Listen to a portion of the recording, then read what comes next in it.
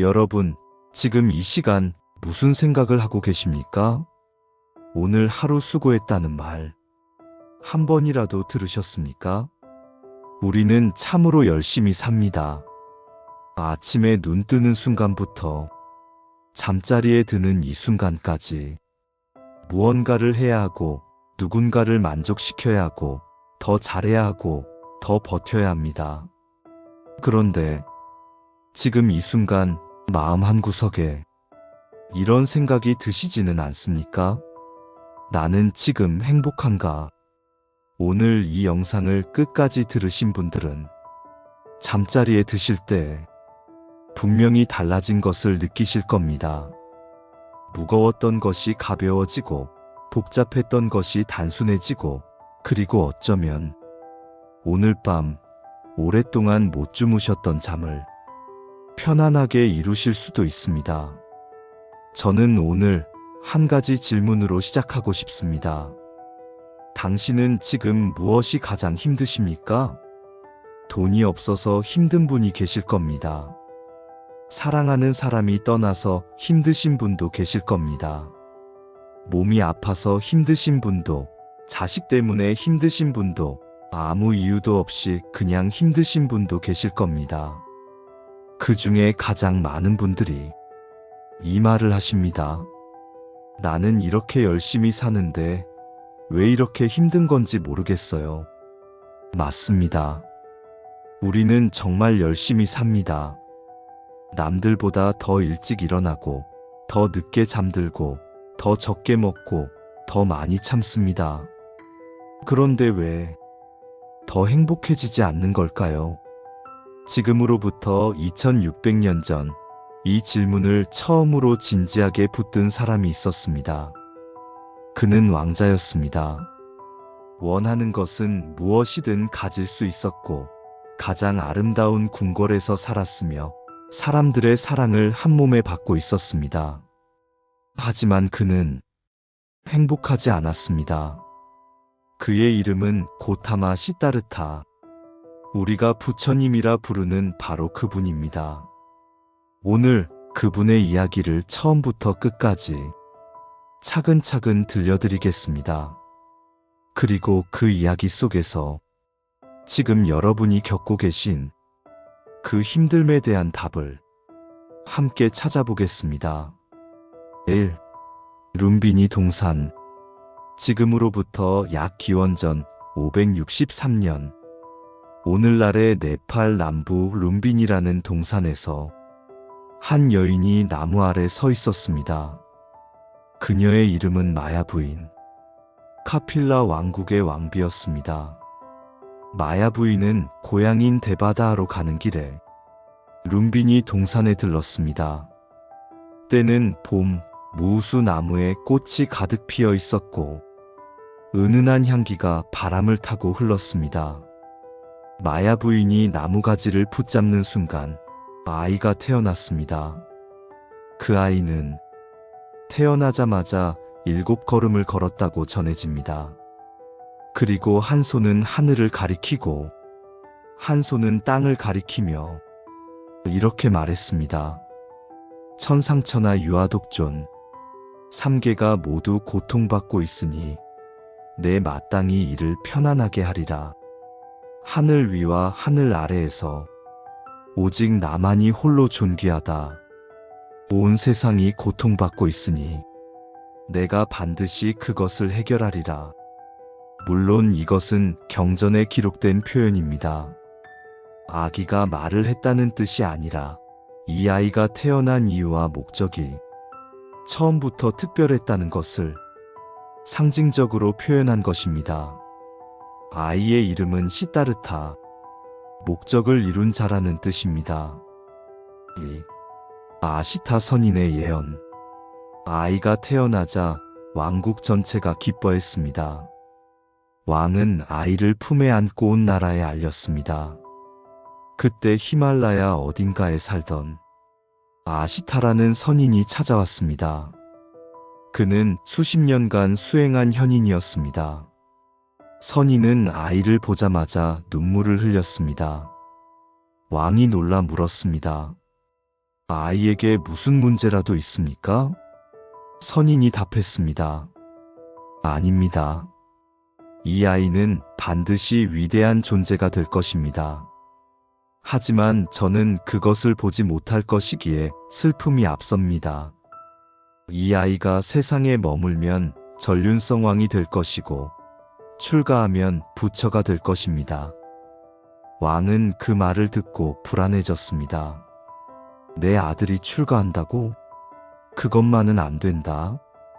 왕은 결심했습니다. 아이가 세상의 고통을 보지 못하도록 막겠다고. 아이를 세상에서 가장 아름다운 곳에 가두겠다고. 3.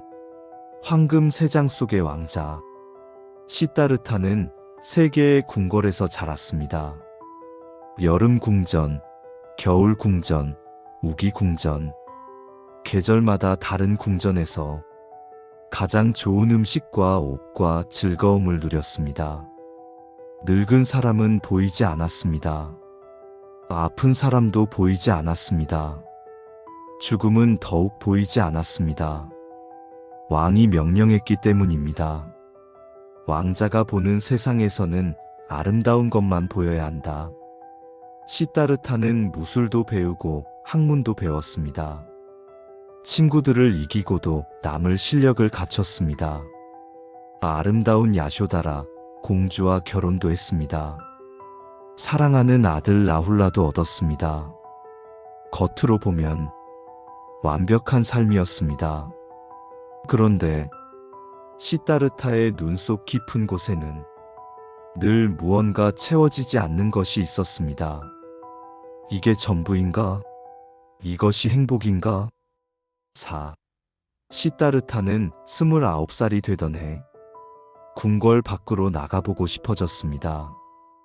왕은 신하들에게 명했습니다. 왕자가 나가는 길에 있는 모든 늙고 병들고 죽은 것들을 치워라. 하지만 세상에는 명령이 통하지 않는 것이 있습니다. 첫 번째 충격, 노인. 어느 날 시다르타가 성 동쪽 문으로 나갔을 때 길가에 구부정하게 앉아있는 노인을 보았습니다. 등이 새우처럼 굽어있고 피부는 주름으로 가득하고 떨리는 손으로 지팡이를 짚고 간신히 몸을 가누고 있었습니다. 시다르타는 신하에게 물었습니다. 저 사람은 무엇이 잘못된 것이냐? 신하가 답했습니다. 저것은 늙음입니다. 왕자님, 사람은 누구나 나이를 먹으면 저렇게 됩니다. 시다르타는 멈추었습니다. 나도, 야쇼다라도, 아버지도, 그 누구도 피할 수 없는 것이냐? 그렇습니다. 왕자님, 시다르타는 그날 더 이상 말이 없었습니다. 궁궐로 돌아와 아무것도 먹지 않았습니다. 두 번째 충격, 병자. 며칠 후 시다르타는 남쪽 문으로 나갔습니다. 이번에는 땅에 쓰러진 사람이 있었습니다. 온몸이 부어올라 고통으로 신음하고 있었습니다. 지나가는 사람들도 눈길조차 주지 않았습니다. 저것은 무엇이냐? 병입니다. 왕자님, 사람은 누구나 병에 걸릴 수 있습니다. 시다르타의 마음이 흔들렸습니다. 저 고통, 나는 저것을 피할 수 있는가? 아무도 피할 수 없습니다. 왕자님, 세 번째 충격, 죽음. 또 며칠이 지나고 시다르타는 서쪽 문으로 나갔습니다. 이번에는 사람들이 울고 있었습니다. 어떤 이들은 가슴을 치며 슬피 우는데 그 앞에 누군가가 천에 감싸인 채 누워 있었습니다. 꼼짝도 하지 않았습니다. 눈도 뜨지 않았습니다. 저것은 무엇이냐? 죽음입니다. 왕자님, 사람은 누구나 언젠가는 죽습니다.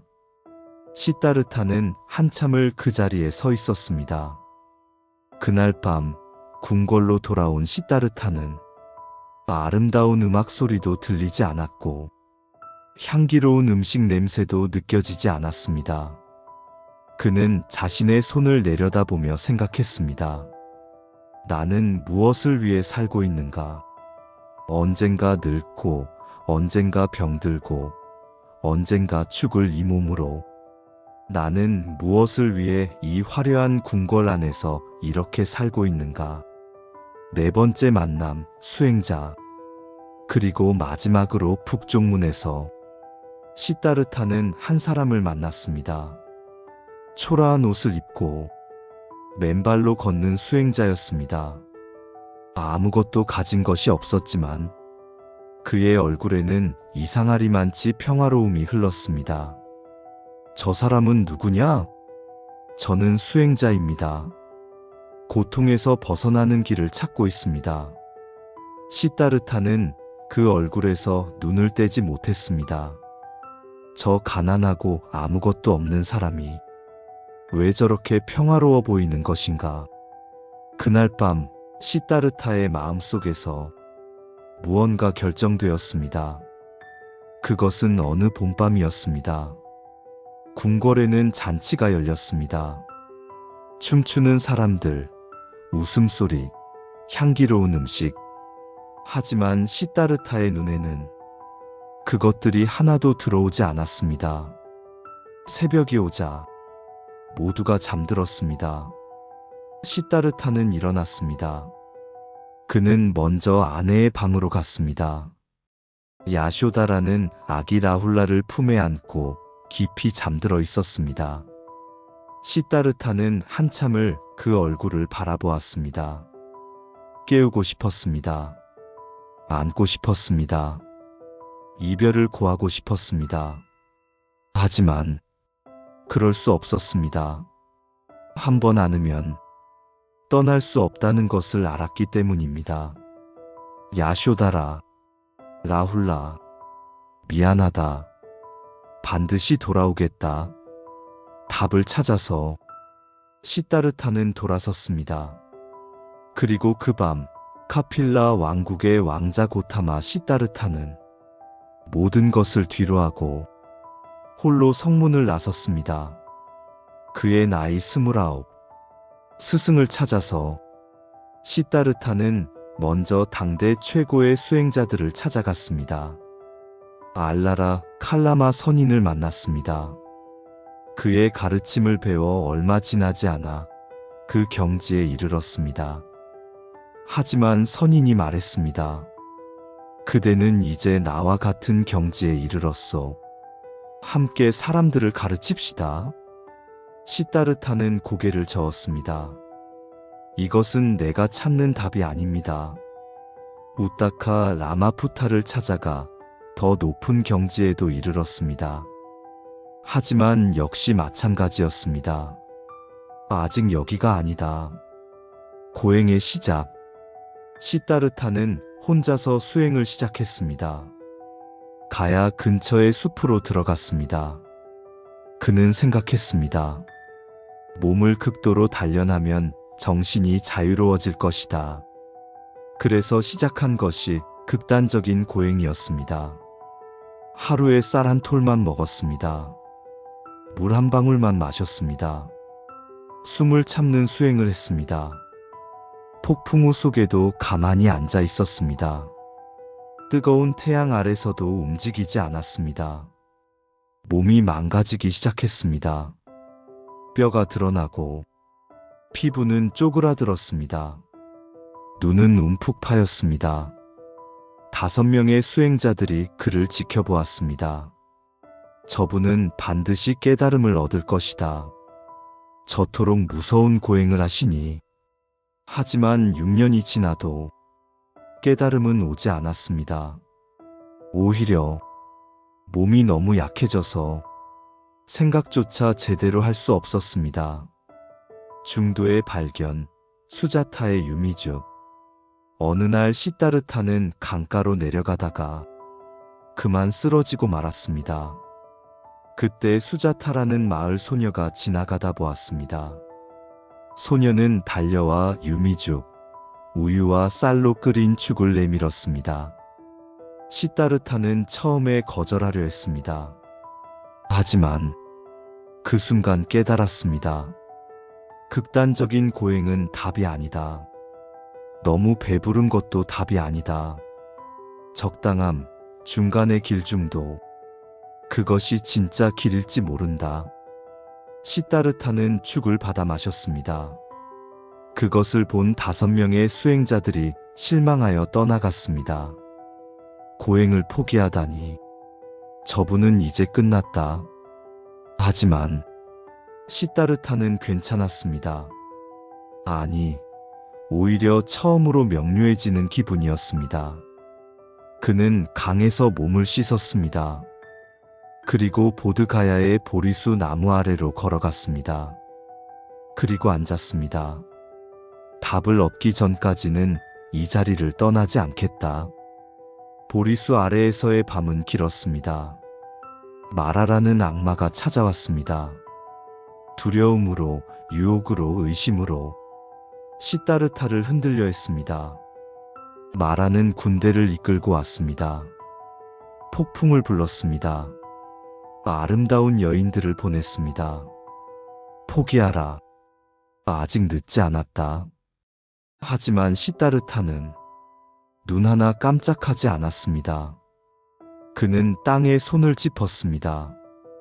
이 땅이 나의 증인이다. 마라가 사라졌습니다.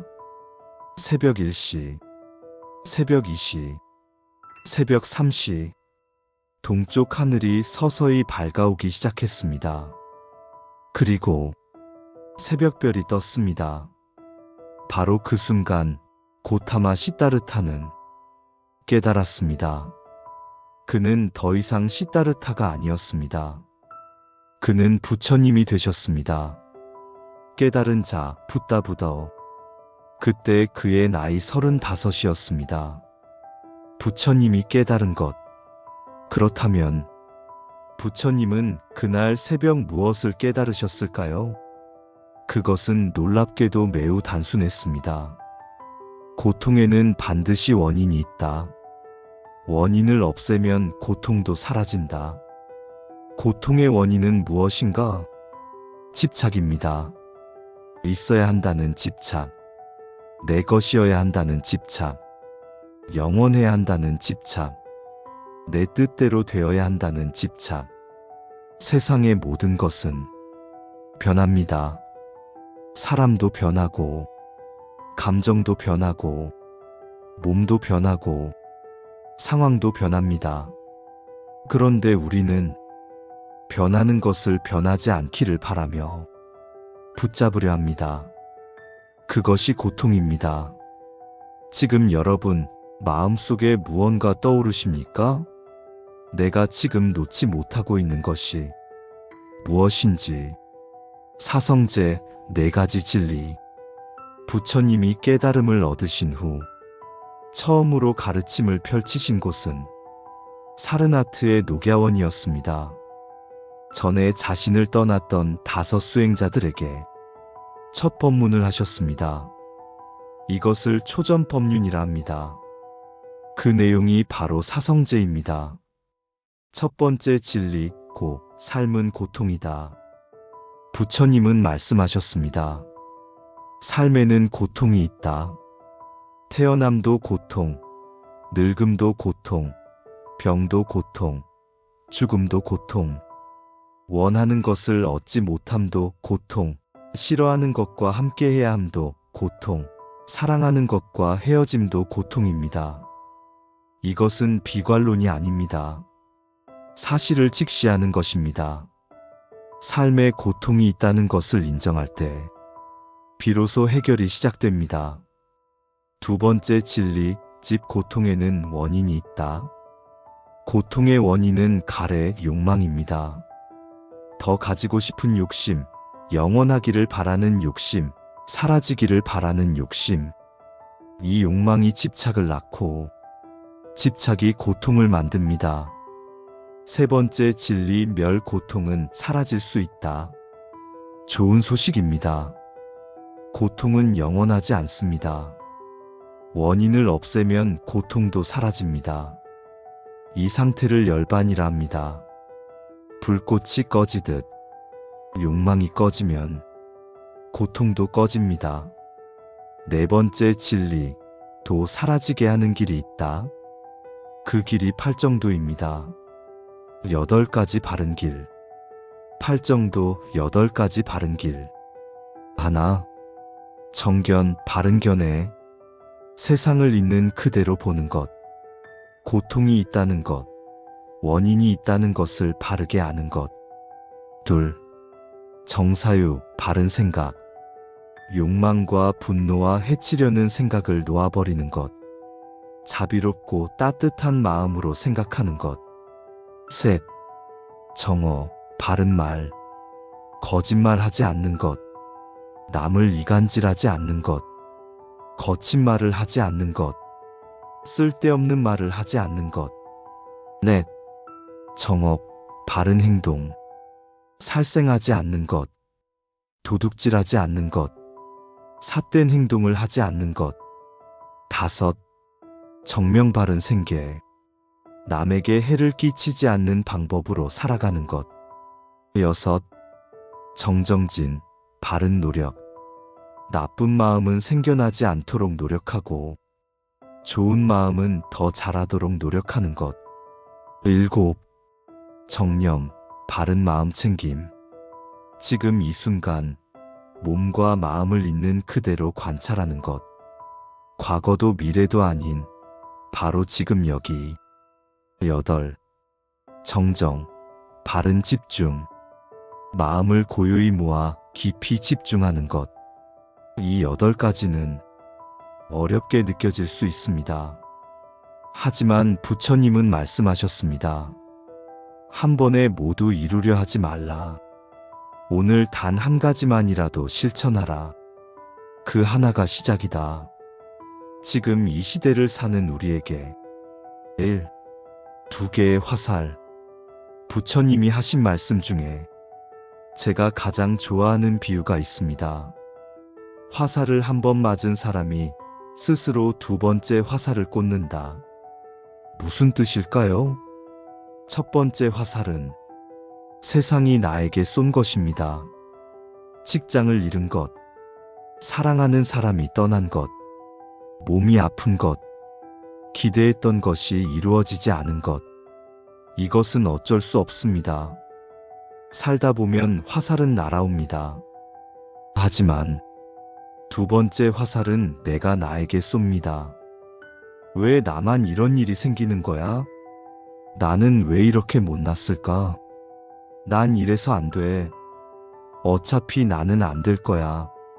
이 말들이 첫 번째 화살보다 훨씬 깊이 우리를 다치게 합니다. 오늘 밤 그 2번째 화살을 내려놓으셔도 됩니다. 당신은 충분히 잘 살아왔습니다. 당신이 모르는 사이 이미 많은 것을 해냈습니다. 이 강물은 붙잡을 수 없습니다. 제자가 부처님께 물었습니다. 스승님, 저는 아무리 명상을 해도 마음이 고요해지지 않습니다. 어떻게 하면 마음을 잡을 수 있을까요? 부처님이 물가로 데리고 가셨습니다. 이 강물을 잡아보게. 제자가 손으로 강물을 잡으려 했습니다. 하지만 물은 손가락 사이로 빠져나갔습니다. 부처님이 말씀하셨습니다. 마음도 이와 같네. 잡으려 하면 도망가고 내버려 두면 스스로 고요해진다. 마음을 잡으려 하지 말고 그냥 바라보게. 지금 마음이 복잡하십니까? 잡으려 하지 마세요. 그냥 바라보세요. 아, 나 지금 복잡하구나. 아, 나 지금 불안하구나. 그렇게 바라보는 것. 그것만으로도 이미 명상이 시작된 겁니다. 3. 지금 이 순간. 부처님이 말씀하셨습니다. 과거는 이미 지나갔고 미래는 아직 오지 않았다. 오직 지금 이 순간만이 실제한다. 우리가 괴로운 이유의 절반은 과거 때문입니다. 그때 내가 왜 그랬을까? 그때 그 말을 하지 말았어야 했는데 나머지 절반은 미래 때문입니다. 나중에 어떻게 되면 어쩌지? 이대로 가면 망하는 거 아닐까? 하지만 과거는 바꿀 수 없습니다. 미래는 아직 오지 않았습니다. 지금 이 순간, 당신이 숨쉬고 있는 이 순간, 이것만이 진짜입니다. 그리고 그 진짜 순간 속에서 당신은 지금 이렇게 존재하고 있습니다. 그것으로 충분합니다. 4. 자비심이란 부처님의 가르침에서 또 하나 빠질 수 없는 것이 자비입니다. 자는 사랑, 비는 연민. 모든 중생이 행복하기를 바라는 마음, 모든 중생의 고통이 사라지기를 바라는 마음. 그런데 부처님은 이렇게 말씀하셨습니다. 자비는 먼 곳에서 시작하는 것이 아니다. 먼저 자기 자신을 사랑하는 것에서 시작한다. 남에게 친절한데 자기 자신에게는 혹독한 분들이 많습니다. 남의 실수는 이해하면서 자신의 실수는 용납하지 못하는 분들이 많습니다. 오늘 밤 자신에게 말해보세요. 나는 지금 최선을 다하고 있다. 나는 그것으로 충분히 괜찮은 사람이다. 그 말이 어색하게 느껴지더라도 그냥 한 번만 해보세요. 부처님은 말씀하셨습니다. 당신이 자기 자신을 얼마나 사랑하는지 아는가? 온 세상을 뒤져도 당신 자신만큼 당신의 사랑을 받아야 할 존재는 없다. 부처님은 깨달음을 얻은 후 45년간 인도 전역을 돌아다니며 가르치셨습니다. 왕에게도 가르치셨고 거지에게도 가르치셨습니다. 살인자에게도 가르치셨고 성인에게도 가르치셨습니다. 그리고 80세가 되시던 해 부처님은 쿠시나가라의 살라 나무숲에 이르셨습니다. 제자들이 불안해하며 물었습니다. 스승님, 어디가 편찮으십니까? 부처님은 웃으셨습니다. 괜찮다. 준비가 되었다. 부처님은 살라 나무 사이에 자리를 펴고 북쪽을 향해 오른쪽 옆으로 누우셨습니다. 제자들이 울며 물었습니다. 스승님, 마지막으로 무슨 말씀이라도 해주십시오. 부처님이 마지막으로 하신 말씀. 모든 것은 무상하다. 게으름 없이 정진하라. 그것이 전부였습니다. 그렇게 부처님은 열반에 드셨습니다. 하지만 그분의 가르침은 2600년이 지난 지금도 살아있습니다. 바로 이 순간 이 영상을 듣고 계신 여러분의 귓가에서 자, 이제 편안히 눈을 감아보세요. 억지로 잠들려 하지 않아도 됩니다. 그냥 지금 이 순간 이 소리만 들으세요. 천천히 숨을 들이쉬세요. 그리고 천천히 내쉬세요. 한 번 더 들이쉬고 내쉬고. 지금 이 순간 여러분의 몸은 충분히 쉬어도 됩니다. 머릿속에 아직도 오늘의 일들이 둥둥 떠다니고 있을 수 있습니다. 그것들을 싸우지 않아도 됩니다. 억지로 몰아내지 않아도 됩니다. 그냥 아, 저기 있구나 하고 바라보세요. 강물에 나뭇잎이 떠내려가듯 그 생각들도 천천히 흘러가게 두세요. 부처님은 말씀하셨습니다. 지금 이 자리에 있는 것으로 충분하다. 지금 살아 숨쉬는 것으로 충분하다. 오늘 하루 얼마나 수고하셨는지 저는 압니다. 말 못할 힘든 일이 있었을 수도 있고 아무것도 이룬 것 없는 하루였다고 느끼실 수도 있습니다. 하지만 당신은 오늘도 살아냈습니다.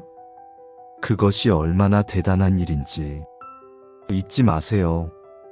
몸의 힘을 서서히 내려놓으세요. 발끝부터 천천히 다리, 배, 가슴, 어깨, 목, 얼굴, 온몸이 침대에 스며들 듯 녹아내립니다. 나무아미타불, 나무아미타불, 나무아미타불. 편안히 주무세요. 내일도 당신의 하루가 조금 더 가벼워지길 진심으로 바랍니다.